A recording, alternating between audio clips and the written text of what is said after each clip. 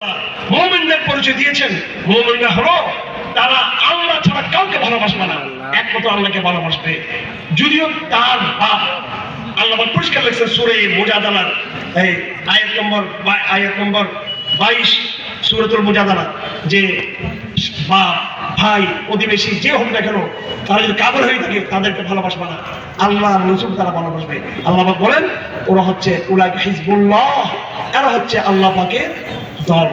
সুতরাং আমার ভাই, আমার শেষ কথা, আমাদের হযরত, আমাদের তৌহিদের মুয়াজ্জিন, আমাদের চেতনার আমির, আমাদের এই ক্রাইসিসের বিশুদ্ধবাদী পথ নির্দেশক, আমাদের তার কথা শুনবেন আপনারা।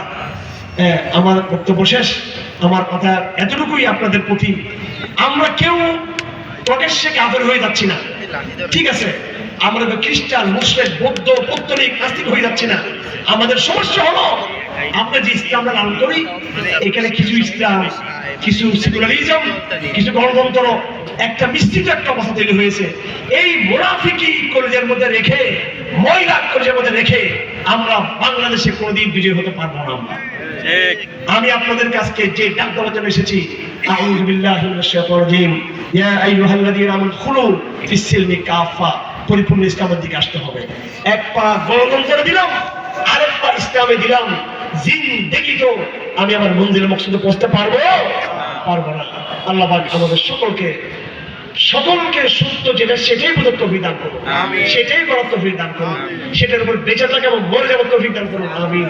ওয়া আলিল ওয়ালা ওয়া সাল্লাল্লাহু তাআলা খাইরান ফি মুহাম্মদ ওয়া আলিহি ওয়া সাহবিহি আজমাইন। আমি তো হযরতের পক্ষে বসেছিলাম, আমি দিনে শেখের জন্য এতক্ষণ ইয়ে করেছিলাম আমরা। আমার ভাইয়েরা শেখকে পেয়েছেন, এটি বন্ধু শুনেন, এটা আসলে কোনো ভাষা নেই। আপনারা কি কল্পনা করেছেন কখনো যে শেখকে আপনি এইভাবে পাবেন?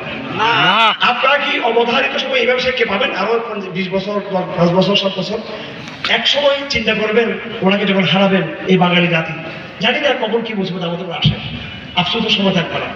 সকল তরুণদেরকে এই তৌহিদের মুয়াজ্জিনের পতাকা ঐক্যবদ্ধ হওয়ার জন্য আমি চূড়ান্তভাবে আহ্বান জানাচ্ছি। আল্লাহ পাক আমাদের তৌফিক দান করুন, তৌফিক দান করুন। সময়কে মূল্যায়ন করার চেষ্টা করি। উনি এখানে বয়ান করতে আসেন নাই, হাদিয়া নেওয়ার জন্য আসেন নাই। স্পষ্ট বলতেছি, উনি আমাকে বলেছেন আমাদের রিজিক আসমান থেকে ফয়সালা হবে, বক্তৃতা করে খান থেকে আমাদের রিজিক ব্যবস্থা হবে না। আমাদেরকে ভিন্নভাবে একটু মূল্যায়ন করার চেষ্টা করবেন, ভিন্নভাবে। এই জন্য সময় থাকতে সমগ্র বাংলাদেশে যতদিন শেখকে আমরা পাচ্ছি, আল্লাহর ওয়াস্তে সময়টাকে ব্যবহার করুন। সমস্ত তরুণরা সংঘবদ্ধ হওয়ার চেষ্টা করুন। কথা বুঝে আসছে মেসেজ? আল্লাহ পাক আমাদের কবুল করুন। আসসালামু আলাইকুম ওয়া রাহমাতুল্লাহ।